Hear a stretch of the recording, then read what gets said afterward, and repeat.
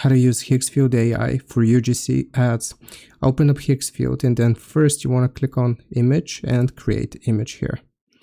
So we're going to click on image, and now we want to use, I'm going to use ChatGPT. You can use another one. If you want AI agent, I'm going to tell it, give me a prompt to create a person in Higgsfield AI for UGC ads. And we're going to see what it comes up with. Okay.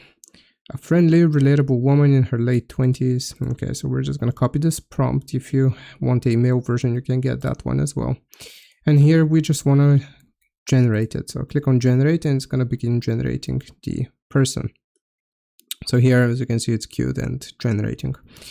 Okay, for the best results, what I recommend is going to be generating it from a few angles. So now we're going to say, I chose a woman. Give me the prompt for other/multiple angles. Okay, so you can keep the same character, same woman throughout the shot. You're just a creator, straight on camera, and you have the different angles here which you can use. All right, so now that we have it, we want to download this. Okay, so once you download it, then here, I don't know why it's not letting me download. I'm just going to refresh this.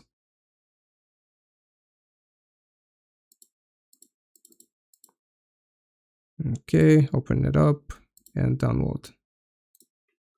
All right, anyway, so you can get these prompts here and generate more images, and you have to download every single one. Okay, so now that you have downloaded the multiple images for the same person, you want to go into video, and then, or actually we want to choose Cinema Studio.